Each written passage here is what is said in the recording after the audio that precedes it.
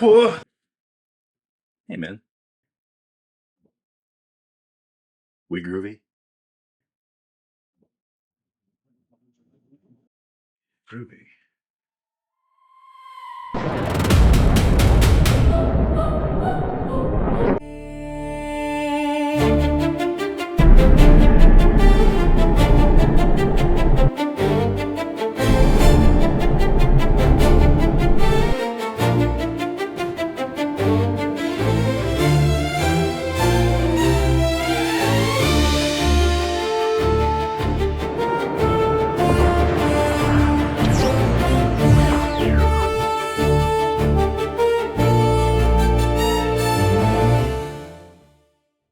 We're back. Listeners, Hey, I'm here for you.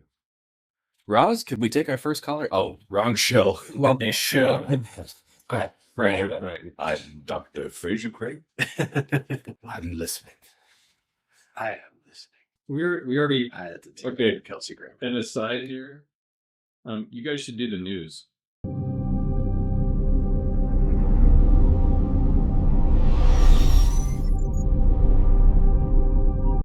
Oh yeah, shit. Yeah.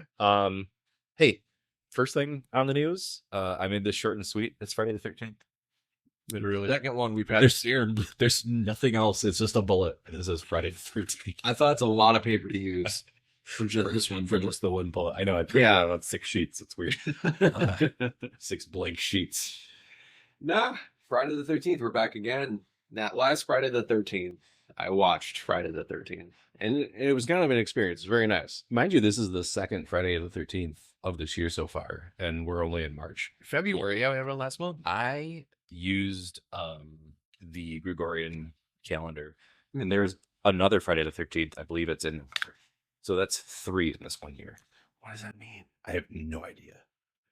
I should have done some more research, but I stopped there because We're scared of what we find out. God, stop it. A seal is going to open somewhere in the dimension. Yeah, the more you look into it, the more you lose your soul. we're in trouble. Yeah. Hey, so all right. But no, so yeah, Friday the 13th. Hopefully not unlucky to all you out there that are trucking.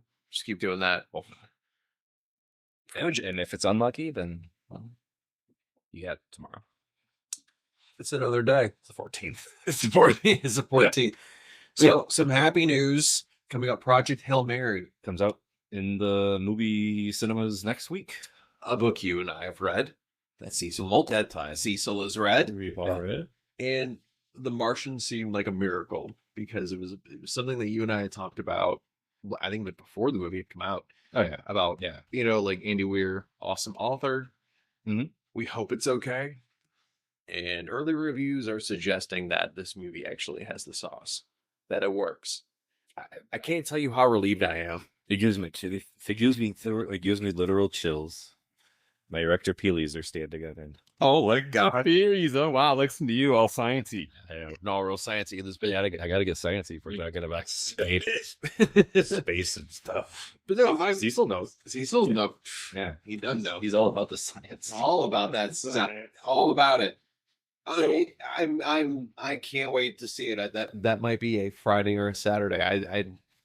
There's too much life to do a midnight release. So we haven't seen it, so how are we going to talk about it except to say it?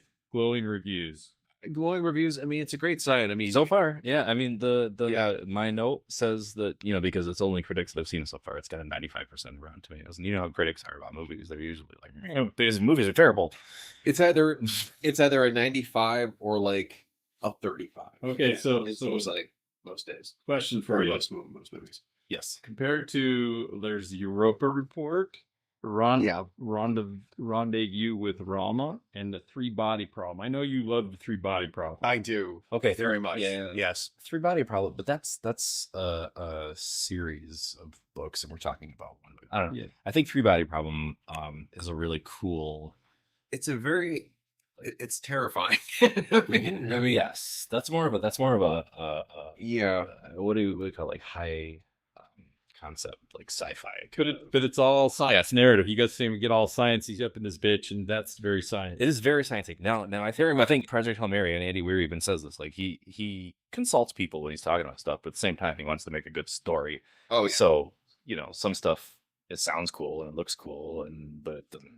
It's gobbledygook. Yeah, And it's fine. but it's that's if the science fiction is close to the name belong. Yeah, To reality, that it makes sense. And I think it's gonna be good. I think Aren't we post reality at this point or something? Post truth or post Malone. Weird. Like out here, we're in the midst of a renaissance. It's everything that we grew up with, and even everything that we didn't grow up with, everybody's sort of been soaking up out here. So it's kind of neat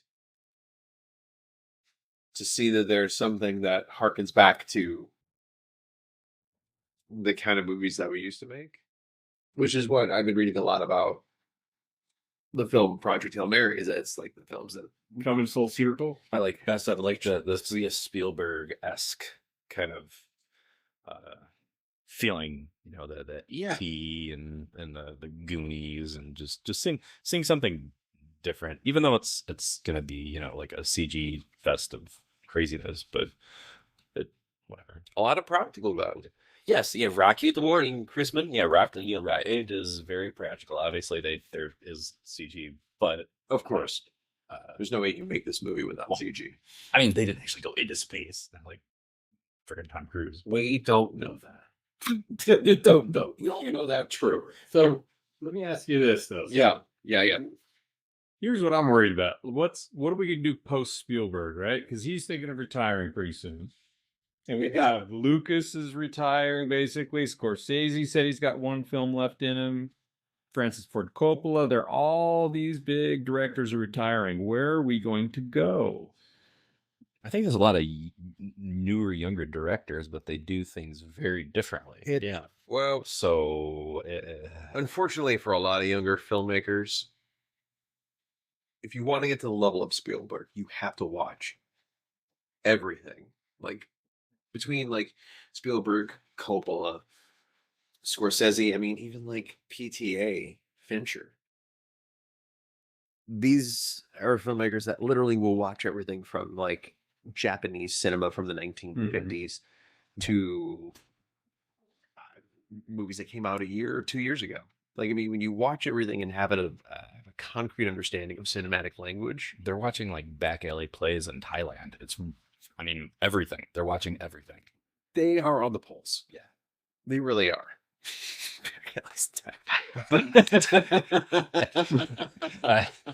Sneaks up on you. That one does. No, it's. I mean, every generation has to find their own voice. They have to figure out exactly the kind of stories that they want to tell. What are their influences, and can they allow their influences to cascade through them without being mimicry?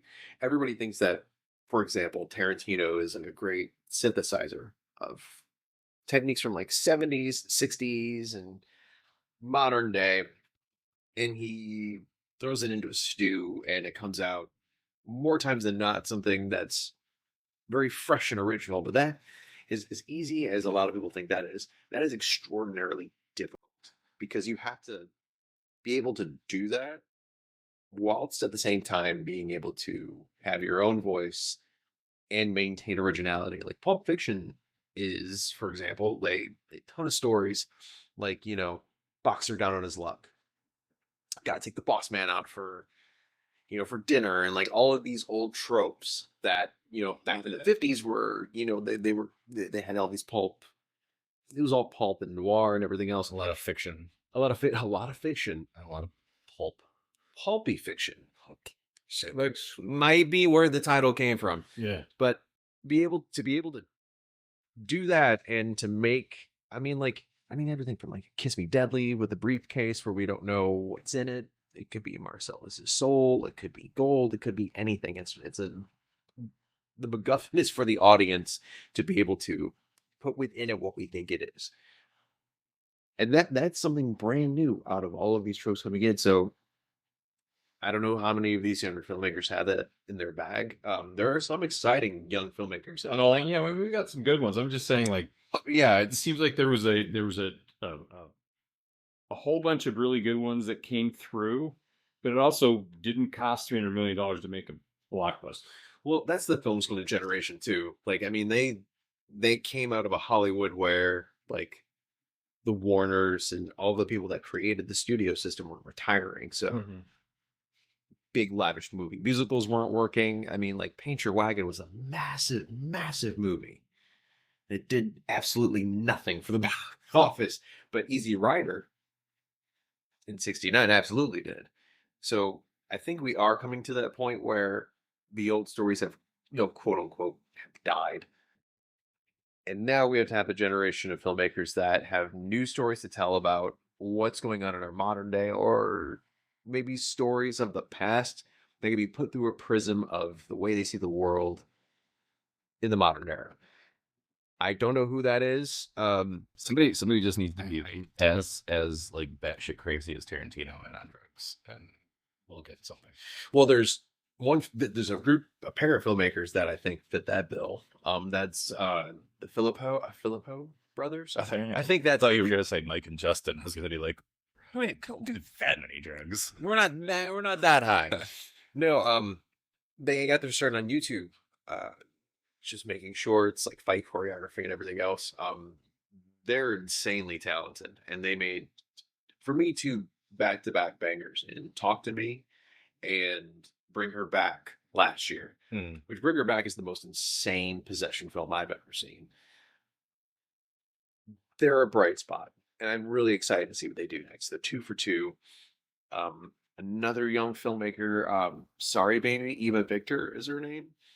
It's essentially a coming of age story, but I don't want to say deranged because that's not the right word for it.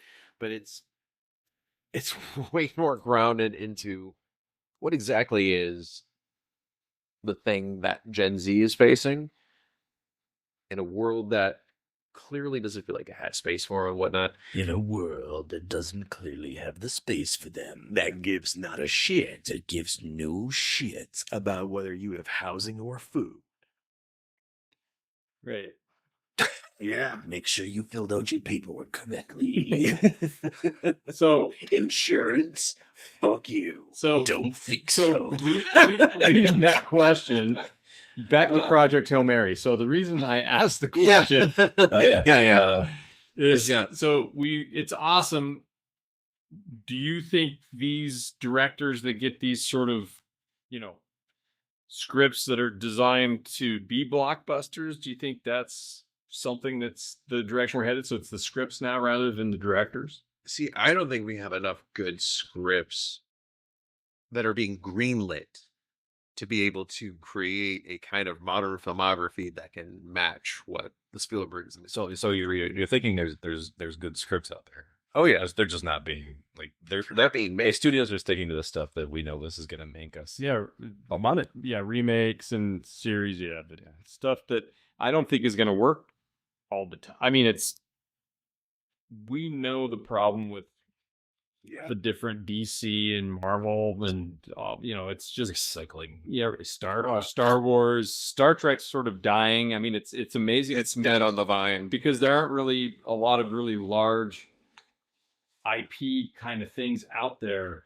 Yes. So, I was gonna say, That on the button. You've been to my vineyard. I show you. To bring by eyes, Wesley.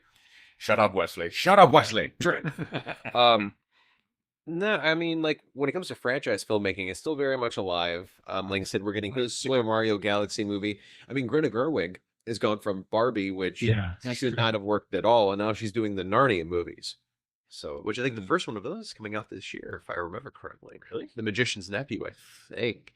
It's a Netflix film, which is kind of crazy.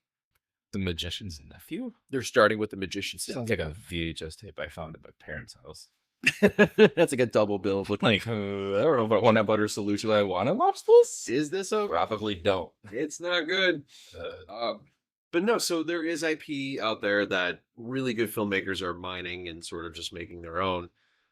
Unfortunately, there's not enough original material. that's what I mean. Like last year was like a big bright spot for original material, like One Battle After Another, which is incredible. That's based on a Thomas Pinchon or Pinchin or however you want to pronounce it, whatever it is. Pinchon. Parlez-vous Pinchon? Baguette. Oui, oui. I just made a lot of people. And We have pissed off nobody- all of France back home. No, there's there's no French people like space. Just us. But no, so we have one battle after another. Weapons, which is an absolute banger. Sinners, which is my favorite movie of last year. Completely original. Well, and we're getting into our news, which we've already gone over on time. So we're just gonna go into the Oscars because the Oscars are Sunday. That's right. So yeah, It's one battle after another versus Sinners is pretty much where it's at. Yeah. The Best Picture nominees are One Battle After Another, Sinners, Train Dreams, F1, which rules, Sentimental Value, which is just crazy good. The Secret Agent, which is also crazy good. Help me out. What am I going to say? Marty Supreme Yep. is up there. This is not good because I've seen all these movies. This is the Oscars' fault. I really should promote these movies more. All I know is that Conan O'Brien's hosting, so it's the only reason. Conan O'Brien, I was gonna say Conan killed it last year, but there's a lot of really good. Yeah, no, there's a. I have to make a slate. It's a pretty good slate. This year. Sorry, yeah, maybe a pretty good slate, but it really the way that all of the media responded to the fact of these two films, they're gonna take everything, just totally just blew it for me. It's like they just, they said, "Oh, they have it in the bag. That's it." Well, yeah, whatever. Well, it's hard because those two movies, One Battle and Sinners, they kind of just stand alone. Feel like F1 is a technical achievement and a marvel. That movie is an old school blockbuster, proving its strength and some of the coolest. I think like cinematography and like the invention. I don't have Their front datas. Did they have? Yes, have anything in there for? Did they have any technical? I believe they have quite a few down the line. Technical awards for that because those are my favorite. Those, to be honest, those are my favorite. Well, my favorites are the technical Oscars where they give awards away for people that are inventing new stuff. And Oh yeah. you invented a new technique to do this thing that everybody else is going to use. You get an Oscar. And they're like, cool. Thanks, yeah. It's this so like not chilling thing in this random, it's a barn down off, Highway 2 or whatever, and they're just giving out Oscars to people. And I don't know, that I like to watch that. This is all just like pomp and like It's all on circumstance, really. Yeah, we're all celebrities and nobody cares, and we're all shaking each other's hands and rubbing each other's backs. And blah, blah, blah, blah, blah. And honestly, I think the Oscars would have more cultural cachet in the modern times that we're in post-COVID if they actually nominated and awarded the films that actually were deserving. Like for example, like no, it has a lot. I think that has a lot to do with it. Like the Social Network Academy. Well, again, like here's an example: the Social Network Academy. Exactly. This is also the other thing. Who gives a shit? It's like this idea that because they make movies, they're changing the fucking world. Well, someone can, it's important do science and actually invent some vaccine, but no one gives a shit. It's part of why. That's why it's important. That's why I like the technical award. That's why the people that are like actually doing stuff. But what's also, but the other important thing about that is that if the Oscars really want to sort of right the ship and actually become something that people actually give a shit about, The King's Speech is a fine movie, but it was not the best picture. Yeah. Not at all. The Social Network, literally, we are living in it right now. Biggest social commentary. Dude, like, I'm sorry. Like, that movie is a masterpiece. And like The technical difficulties. But just, and like we're awarding films like Green Book. yeah, Green Book is so bad, but just, so bad. so And when you don't put the films like they're expecting a ratings jump because the films that are nominated for Best Picture, people not only have actually seen them, but they're good. If One Battle or Sinners wins, you're gonna have controversy no matter what. yeah, If Sinners wins, that is a big thumbs up for original filmmaking. yeah. It's a big thumbs up for stories that are multi-layered.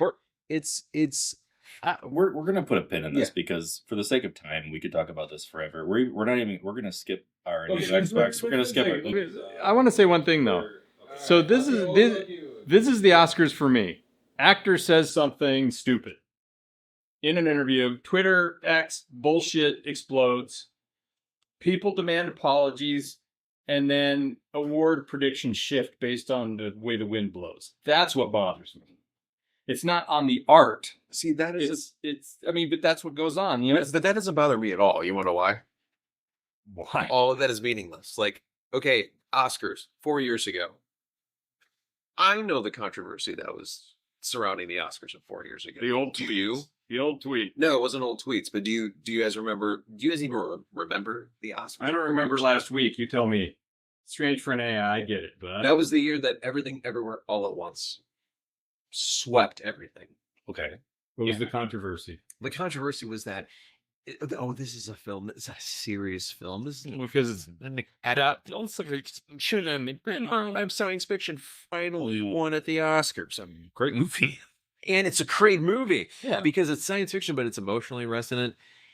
One of the most wildly original movies ever to win Best Picture ever. For sure. Yeah. Directed extraordinarily well, acted extraordinarily well, but the controversies were ridiculous. No, we don't remember the controversies because, like, to me, those don't matter at all. That is a PR campaign trying to torpedo another PR campaign, and another PR campaign that's being torpedoed is trying to go after them, and another one is like, well, what if we go after them both? Nobody gives a shit about any of that. The only thing anyone ever cares about is seeing the films that they like, that they saw on screen, that they should be represented. Yeah, exactly. Which is why people are psyched. Sinners is because it's on representation. Yeah, and it's a movie like that. That movie was a hit. It was a huge hit. and budget was good. It's really good. In that case, I nominate for this next year, War Machine. Best actor, screenplay, For cinematography. Great movie. But no, I liked it. but to wrap this up, like I'm excited for the Oscars this year because it looks like Paul Thomas Anderson, who's like one of the best directors that's worked for the last 30 years, he's probably going to win Best Director. And that's good. And if you're a dude and if you made Phantom Thread and Boogie Nights and Magnolia, Yeah, You're in There Will Be Blood, like, you probably have a statue already. And maybe. I mean, he's probably already got some. He just like 3. he has none. No. He made his own. Oh, No, I know he did. He did wait age out of my book. He didn't. but I will say I would be pretty crap. Okay, yes, but here's the thing: Michael B. Jordan has to win his Oscar. he should. Honestly, we should do. We'll go over all the Oscar stuff because the Oscars are coming up this Sunday. I believe 7 p.m. Eastern Standard Time. We'll talk more post Oscars of the next show. We'll see who wins. But that's my vote. That's my vote. Off. Side note, I know when you're an actor and you have to register with like Sega after the stuff you have Yeah. a unique name. Is that why it's Michael B. Jordan? Because you're gonna need Michael Jordan because Michael Jordan's already registered as Michael Jordan? Possibly. Well, no, because Michael Jordan. Well, I don't think it has anything to do with Plus Jam. being. He's shit. He is a SAG actor. Yeah, that's probably it. I forgot about him actually being in a movie. Yeah, I rarely just thought of that right now. the thing is, but Michael B. Jordan was acting before Michael Jordan was acting. So I just It's in The Wire. He was Wallace. Was he Michael B. Jordan then? He was. yeah.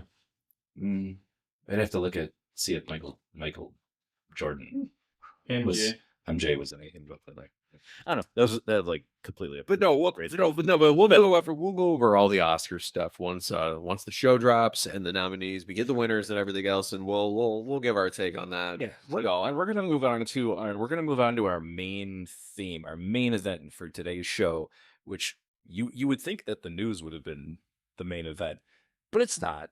It's not. It's Friday the 13th. Yes, it is. And you know who we're gonna honor today? Who are we going to honor today? We are going to honor the one, the only Bruce Campbell. Yes. He is a local legend for us. Our hometown and our home world is Michigan, Jackson specifically. And Bruce Campbell is a native boy, born and bred, Lansing, Michigan. That's where he met Sam Raimi, Ted Raimi, also.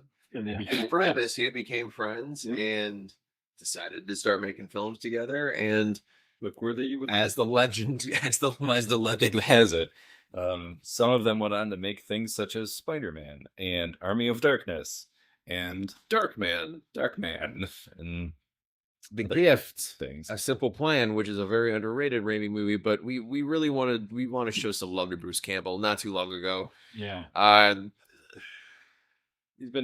he's been diagnosed And got the big C.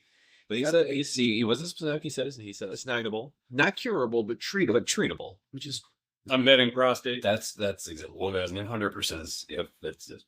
I mean, yeah, He's a dude. 100% of men will get prostate cancer if you live long enough. So 100%. that's a thing I read somewhere. You just remove it. Science. That's science. Science.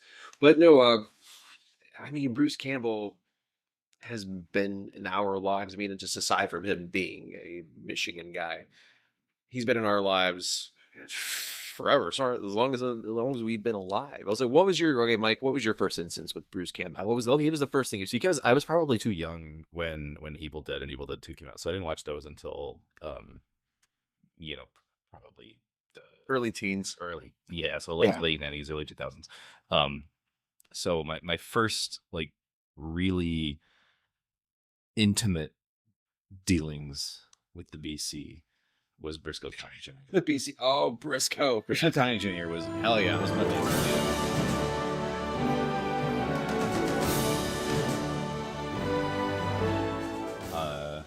I want to say we didn't have that when that came out, which was 90.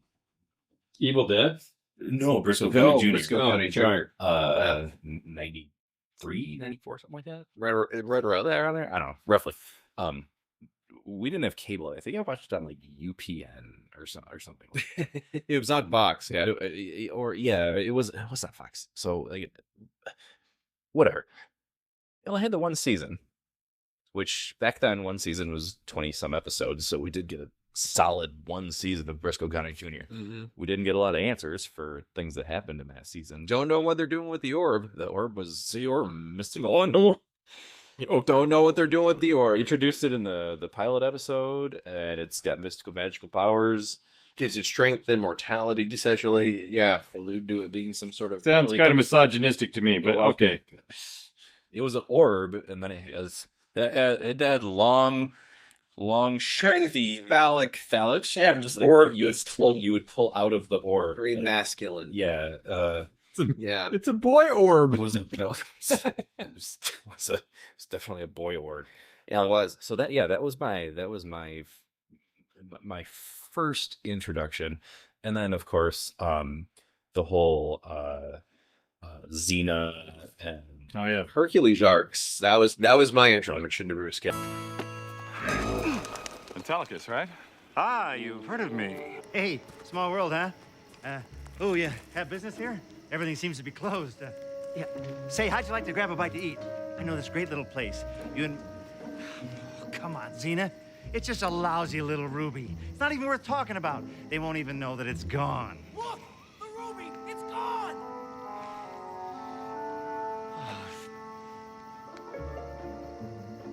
All right. I gave it back. You happy now? that was those, and then I think shortly after that was Jack of All Trades. Mm-hmm. In the Sorry. same vein of wacky, like I was gonna say, I believe Jack of Trades, he was a colonial. He was a war hero, colonial war hero, yeah, who then essentially became, I don't want to say a grifter, but like a secret agent for the colonial army. Bonjour, monsieur. If I remember correctly. It's been a long time since I've watched. I Jack of All Trades. don't I remember watching it, but I can't remember anything specific, Which is why we've got clips. That's why we got you. Thank you, YouTube. Thank you. Let's say that's why we got YouTube. But like, around that time, though, I think is when I think I watched Army of Darkness before I watched Evil Dead and Evil Dead 2. Really? Yes. Yeah. Well, hello, Mr. Fancy Pants. I got news for you, pal. You ain't leading but two things right now. Jack and shit. And Jack left town. Just for perspective, Evil Dead was 1981. Yep. I was just a youngin'. That was the year I was born. And my dad loved to take us to movies that would scare the crap out of you for some reason. So I saw Alien when I was like, It was wise. 12 or something like that. And Evil Dead. A man today. Evil Dead 1. Son, you will see blood in this. You guys are bad. But the thing that really got me about Evil Dead is it's literally 5 guys taking a video camera up into the mountains in Michigan, basically. Cost them $350,000 some odd dollars to make. That's how it should be done. And a tortured crew and cast. Exactly. Boots. See, Evil Dead 2 is my introduction after Briscoe County Jr. So my mom was a big horror fan when I was very little. And so she, my dad, yay, mom and D's. So she and my dad would watch horror movies when my brother and I would go to bed. So there was when like in the old house, you'd go from like our bedroom like into a hallway where like the door frame that's built in literally looks right at the TV. So if I laid down on the pillow and I just like did one of these numbers, I could watch whatever they were watching. That's right. And that was like Tales from the Crypt, Life Force, which probably should not have watched that, but whatever. But Evil Dead 2 came up and it scared the holy hell out of me. But it made me a horror fan for life because of just we'd watch a ton of movies, but it was like Land Before Time, Secret of Nim, like a bunch of kids movies, and then like for like live action, it was like The Goonies, Flight of the Navigator, the classics, sure. But Evil Dead 2 was something where I don't know, maybe even then I recognized that like this is not only something different, but like it's kind of funny. It's very strange. And I didn't know what the hell was going on. I was just grasping at straws, still trying to put it all together. This is about.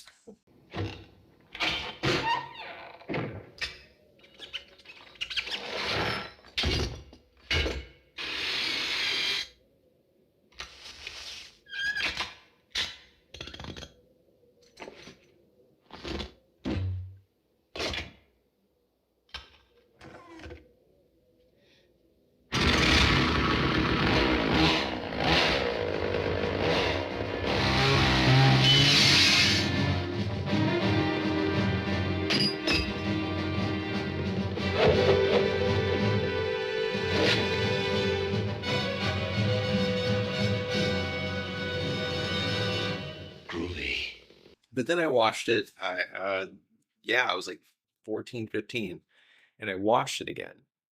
And then that was it. That's why I was like, I'm a horror fan for life because this is, first of all, Bruce is like some of the best, like physical comedy, physical acting. Yes, he's a genius when it comes to like the physical comedy and like just being a physical actor with a presence. Because he's a big guy. He's a big guy. And I think that's where it gets you is he's a big guy, but he really like throws himself at it literally. Oh yeah. And you just get this is amazing. This guy's incredible. He's a handsome fella. Like he's got matinee looks, but he's also very charismatic, very funny, very quippy. And I completely believed that he's in a situation where, like, oh, we're just here to have a couple of laughs at this cabin. I'm here with my girl. It's a good time. Got some jewelry. It's gonna be a nice night. Oh, hey, a tape recording. What the hell's on this? And then all hell breaks loose. And then just watching this man like try to like grapple whatever sanity he has left that this house and the Deadites are trying to remove from things go south real quick, real fast. Know what's going on.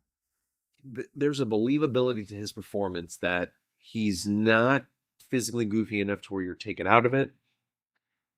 He's always dialed in. Like you believed everything is happening to him and every reaction that he has to the insane shit going on around him is perfectly valid. in Justified. That is a much harder, much harder way of. It's so hard as an actor to convey that and to not only make it believable, but to be entertaining and to be someone you want to root for. Like, he has all the tools, man. And like, Where I think Army of Darkness kind of puts all those pieces together where oh, I agree. Sam Raimi's like, we've got enough money to make an actual like bigger budget film Mm-hmm. and do all this crazy shit that I want to do and make it fun. And it's a good movie. Like Yeah. I was like, Army of Darkness I saw later on. Because after Evil Dead 2, immediately I was like, well, I gotta watch the first one. And it kind of threw me off. Because I'm like, wait a minute. This isn't funny. It's a 7. What suit? Diamonds. No, wait. Hearts. Oh my God, 7 of hearts, you're right. Hey, Ash, I guessed the card right. Yeah, truly amazing, Linda.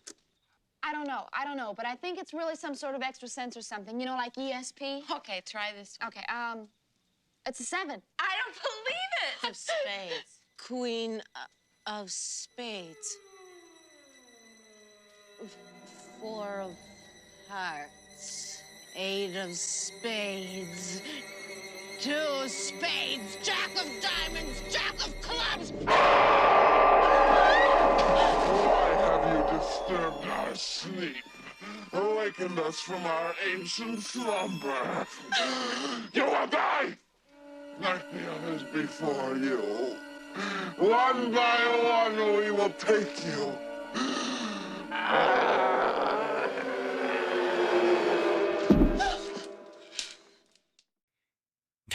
This is actually legitimately scary. I'm like, whoa, wait a minute. quite terrified. Yeah, I'm like, holy But it's crap. But it's got a slapstick. So here's my take. So Bruce Campbell, Sam Raimi actually knew each other when they were teenagers. So they went to Michigan State. That's right. And they decided to do some filming together, and they are connected to the Coen brothers. I don't know if you guys know that. They live together. Yeah, and they wrote scripts together, and they did, they sort of took this sort of Evil Dead, Blood Simple kind of connection there. Francis McDormand and Holly Hunter were also. Yep. And Quentin Tarantino and Peter Jackson both talk about Sam Raimi, and there's a connection there about the slapstick gore and the way he used his camera work. But here's what I think. I think the real connection, and you guys sort of straddle this a little bit, is the video store generation. That those kind of horror movie sort of slapstick stuff. Oh, yeah. Was definitely like the straight to video stuff, but not really. I mean, it was easy to and cheap to make a fun B movie, and people will watch it. And because you go to the video store and you pretty much watched everything that was in the video store in the first 2 or 3 weeks in the summer, and so you would start getting anything that you possibly could, and it was usually the B movie, Sam Raimi, Bruce Campbell kind of stuff. And so I think that's the true genius of what they were doing. It's just that whole grindhouse theater kind of, VHS sort of connection. Yeah, rather than going to LA and learning how to be a director, because you could say, hey, you know what, we could just take this shit and Like, yeah, we're gonna run it. We're gonna run and gun it. We're gonna make a thing, and then here's our thing. We just need a cheap cabin and a 16mm camera. The Evil Dead movies are innovative for a number of reasons. I mean, especially the camera work. But Justin, you got the cabin thing is the point here. It's that VHS up north, because they're the one that has a cabin up north in Michigan. You just said they're homegrown boys. Well, like that trope exists only because of Sam Raimi. Like Sam Raimi, that's the point. It's a whole other conversation we can have. Man, we play homage to that in our open, but I mean that stands true with Sam Raimi and his camera work through Spider-Man, through Doctor Strange. I mean, even Oz the Great and Powerful. Yeah, is where you get to see the Raimi flourish. He goes from these things. He's doing movies that have $200 million budgets, and he's still throwing janky ass camera moves in there just because I love him for that. fun. It's so good. No, no. I mean, there is no Sam Raimi without Bruce Campbell, and no Bruce Campbell without Sam Raimi. I mean, they're interlinked. And the best thing about Bruce Campbell is that no matter what role he takes, even if it's a cameo, like he cameos in all of the Spider-Man movies, he still brings like a there is a grounded. This sounds so strange given how like kind of goofy quote unquote he is, but he's never bad. And that's rare. He's not bad in anything. Like I ask anyone, even Hudsucker Proxy. The chump really likes me. A Muncie girl. Better off falling for a rattlesnake. I'm telling you, this guy's just a patsy, and I'm gonna find out what for. There's a real story here, Smitty. Some kind of plot, a setup, a cabal. Oh, and say, did I tell you? He didn't offer you money. A sawbuck. And smackers. Let's grab a highball. On Northville Bonds. Where he's a fast talking guy, like, hey, let's get an 8-ball. Like, let's do this. Like, I know it's Bruce Campbell, but I believe everything he's doing. Well, yeah, things like in Burn. It was rare. In Burn Notice, he's supposed to, he's like a crook, but Mama. I assume you got word of my situation. You know, spies. Bunch of bitchy little girls. Good news for you, I'm a drunk and a washout already, so I can talk to whoever I want, burned or no. You hear anything else? Nobody tells me anything. I'm not exactly security clearance material anymore. How do you like the name Peter Jordan? Would you put some pants on? What? I work better when I can breathe down there. I mean, you want to hear about this guy or no? Yeah, tell me about Pete Jordan. He was cellmates with an ex-partner of Quentin's. He jumped parole about a month ago. They caught him. He's in a Phoenix holding cell, but they haven't put him back to the system yet. Kind of looks like you, too, more or less. Not bad for a man in his underwear. Hey, you think that's good? You should see me without him. but he's likable. He's likable. He's a good guy. Yeah, it's still he's from Michigan. Come on. Yeah. Well, that is a quality that like even the most famous actors don't even have that sort of like likability that he has, that he brings to everything. I think his greatest strength is that no matter the genre, I mean, like Burn Notice, he's doing some like pretty decent dramatic heft. He doesn't take himself in that show. Yeah, he doesn't take himself too seriously, but when the occasion calls for it, he can dial in and really try that home. So the problem is if you take yourself too seriously, then you don't dial in. True. Well, you could take yourself too seriously, and like Brando is like one of the examples of you can dial completely in and take yourself too seriously. Sure. Yeah, that's there's dialed in that's crazy. That's nuts. I'm dialed into 11. I don't know. Grocery clerk. Keep talking. Another refill or beverages while you. Yeah, that sounds good. No, so Bruce Campbell, like you said, I mean, he really got to start with Sam Raimi. I mean, they made the first Evil Dead film, which endorsed by Stephen King. Endorsed first or endorsed after? No, it was that Stephen King actually, I believe he was at the premiere and he saw. I might be wrong, but he gave a ringing endorsement being like, hey, like this is the most original and fiercest horror movie of the year. This is something crazy, Justin. Yeah. They did those scenes by strapping the camera to a bunch of boards and running through the forest. Just running through the forest. Yeah. Well, low on the ground. And then didn't have a gimbal or anything, just running around with it on a board. No, Sam Raimi is the epitome of DIY filmmaking. Oh, which is limitations can help. Limitations have made classics. Well, limitations bring out genius. I was going to say, Star Wars had a multitude of limitations. Evil Dead had a multitude of limitations. Now, I'm not saying that Star Wars, Evil Dead is in the same, like, different economic stratus of Star Wars. Different genre. But, thank you, sir. Cecil, you need to order us another 200. All right. Please do. On the...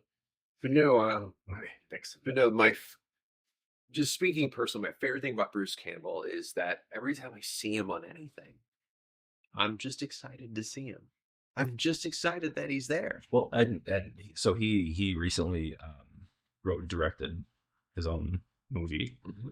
Uh, his wife passes away, and in her last will and testament, she wants him to have fun and take her to all these places. Yeah. Her ashes. And Yep. well, we are actually going to see that. Yes, we are. June at the what's the name of the theater now? And it's in Detroit. With Bruce Campbell. He's going to be there and do a Q&A after the fact. So to actually like see him, we get a little a little vacation here from the stars. We get to go back to Earth every now and then and do some fun stuff. Which, Cecil, thank you for the development of that. So the only way that we can actually, because contractually we're supposed to still be out here, as you all know, we've talked about that many times. Cecil has built the vessels that look like us and hopefully will behave. They'll sound like us, but yeah, as long as we're not glitching out, we'll be able to go to this thing and actually be able to enjoy ourselves. Little baby, my mighty flesh pots. Worrying about I mean, consequences. I mean, Bruce Campbell, he's still with us and he has his diagnosis, but I'm thankful he's not only just still with us, but that he made it in general, because he is like the last of a dying breed of actor who, yes, he was in a lot of B stuff and he's been in some schlocky stuff. Crime Wave is not a masterpiece. It's fine. He, as the heel, is hilarious in it. And I think a big problem that we have with our relationship to media, our relationship to films of the past, and I think that problem is that we don't appreciate the real ones while we still have them here. Which is our impetus of why we're doing this, to exactly talk about the people that have we've had connection to through our lives before they're gone, which is a little bit morbid to say because I mean obviously he's still with us, but a lot of the actors that we've grown up with are old now, because we're getting older, or they're dropping like flies. Yeah, like you notice it now, like because they were always dying, but now we're like, holy shit! Oh, I saw them in films. Yeah, when you get actors that are dying, like I don't know who that person is, and now all of the actors that are dying. Well, also oh shit. To be fair, the actors tend to retire. Like, do you remember? I mean, Danny Kaye was alive when you guys were alive. Do you remember seeing him in any films? Yeah. White what rest of this? I was saying, yeah, like, that's it. But that's about it. But no, there's a difference between, like, for example, when Graham Greene, who... Not Graham Greene. Yes. Not the author. Red Green? Red Green, the Canadian dude? Put my duct tape on my chair. And... No, all right, a better example, like Michael Landon, Little House on the Prairie. I'm going to land the plane. Let me land the plane. Without the controls, I'm going to land the plane. So Michael Landon, when he was like Highway, like very famous actor, 70s and 80s, Highway to Heaven, and most notably, he was the patriarch of the Ingalls family in Little Walls of the was it the Ingalls or the Wilder? It's the Ingalls. Yeah, it was Ingalls, or whatever. Of Little House on the Prairie. I grew up with him. We watched that all the time. That was like my mom's favorite show. Oh my god. However, the same with my other acquaintances that are their favorite show. Oh, it was their favorite. It was mom's favorite show. I never watched it. And when Michael Landon, like when I found out that he had already died before I even like knew who he was, my mom would be so sad and upset by that. But I'm just like, oh man, that's really sad that he's dead, but I'm glad that his shows are here. I didn't have the context that she did by growing up with Michael Landon. To actually, he's a heartthrob to be sad. Didn't have any testicles. What? You have testicles. I mean, I swear, it's like Michael Landon and the Little House on the Prairie. You kind of had to have ovaries to really express that kind of sadness. It's a little sexist. I know, but I have neither, so it doesn't matter, does it? I guess. What I'm meaning to say is that Because the acquaintances that are female in my life, I understand completely. But when Landon died, and I remember this from one of my alternate universes. Yeah, it was sad, but it was also like, you know what I'm saying?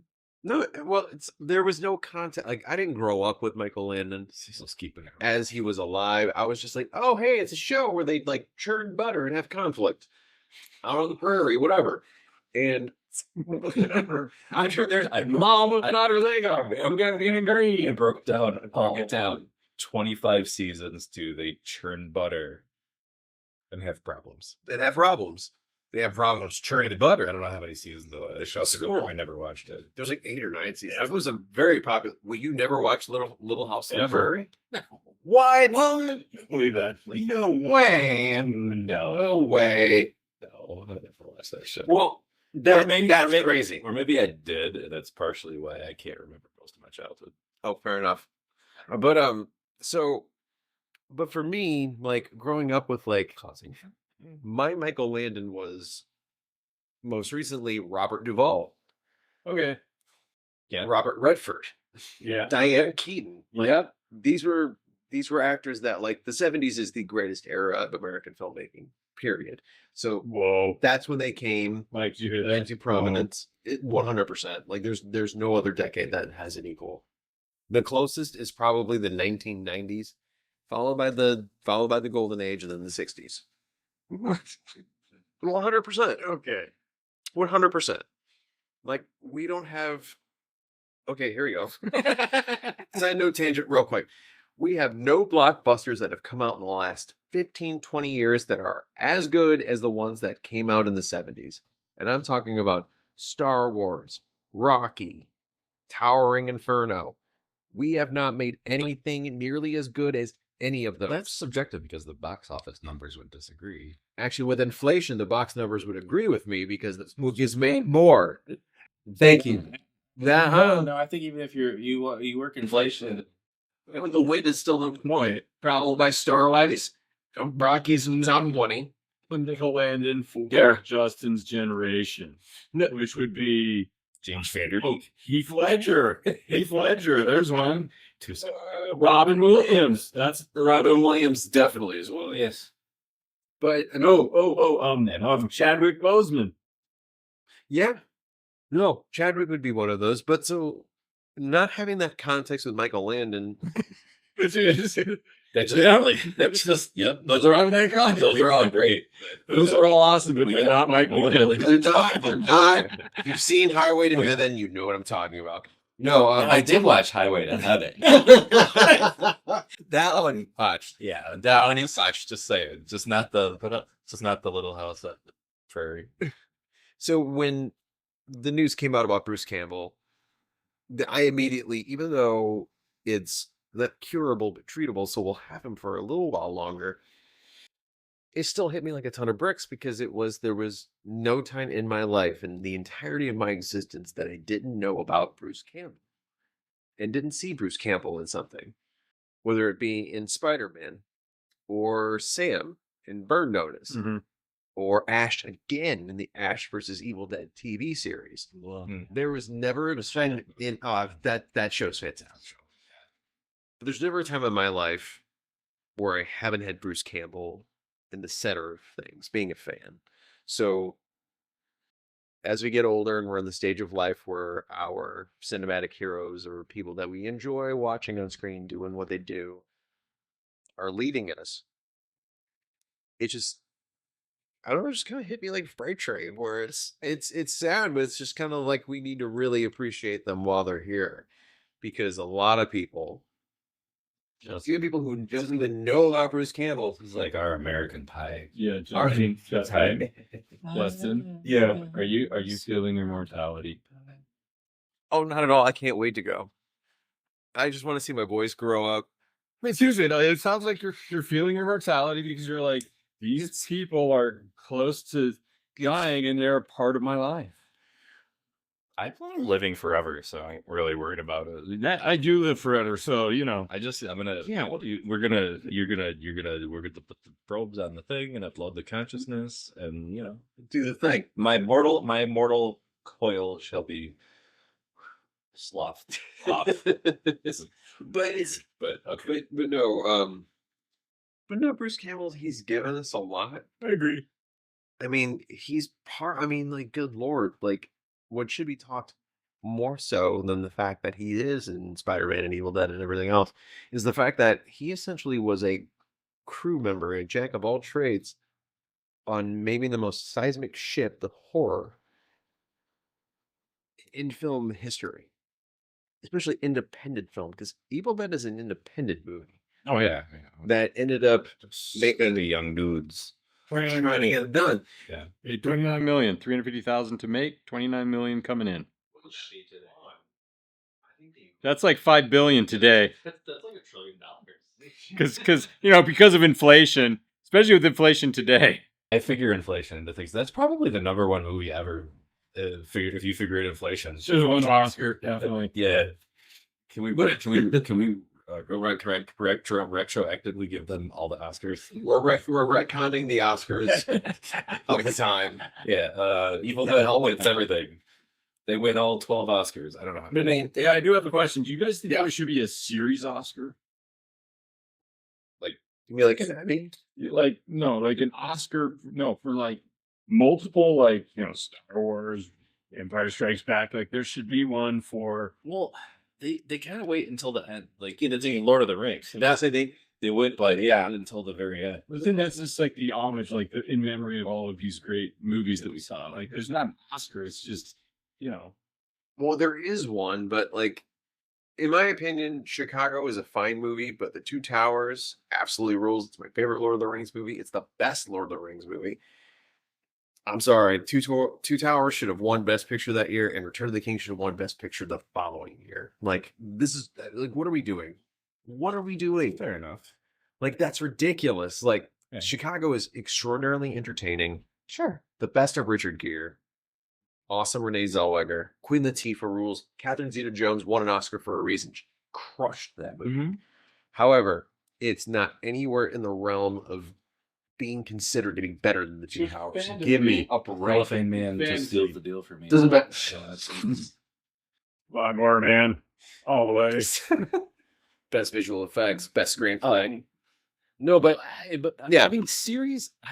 Okay, that would be like a posthumous thing because you never know how it's going to be at the end. I mean, what if one movie out of the 3 or 4 is just. So that's what I'm saying. They have to be done. It has to be like maybe 3 movies, and then you get the Oscar. Just because usually they kill it, right? But I don't think they killed it in The Lord of the Rings. I think it was well done.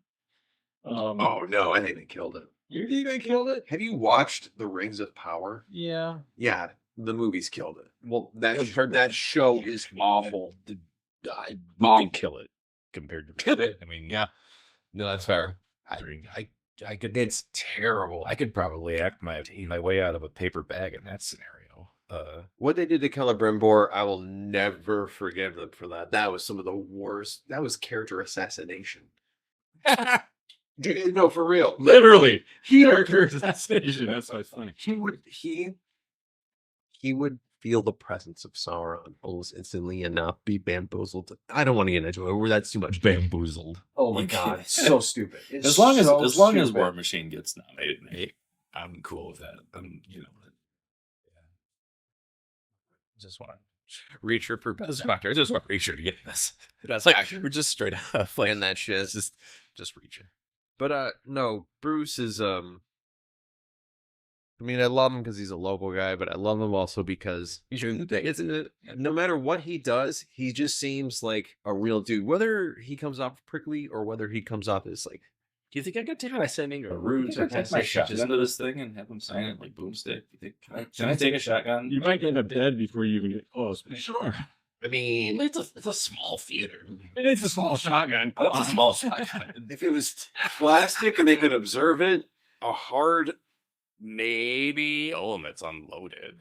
I'll bounce it above my head and say, "This is my boomstick." And I think Bruce would sign it, but you getting in the building, I'd probably get arrested. That's exactly. Or dead. we'd have to bail you out. Yeah, it is Detroit. Yeah, I probably won't. I doubt. Yeah, We'll save that for a later scenario. Okay. But yeah, end time, dude. Yeah, there's the end time. Yeah, we have been at the end times. yeah. It's not the end of days for us, not for Bruce. So the end times are we're going to do an homage to Bruce Campbell in space. So what are we doing, Michael? To wrap up the episode, we're going to it's gonna be a bit of a tribute to Bruce and the work. Is it just a everything tribute? he does, You gotta believe me. and that he has done. I wish you were there. How I will Opinion. Okay. Sir, I just want to say that we've had some weird occurrences on the ship recently.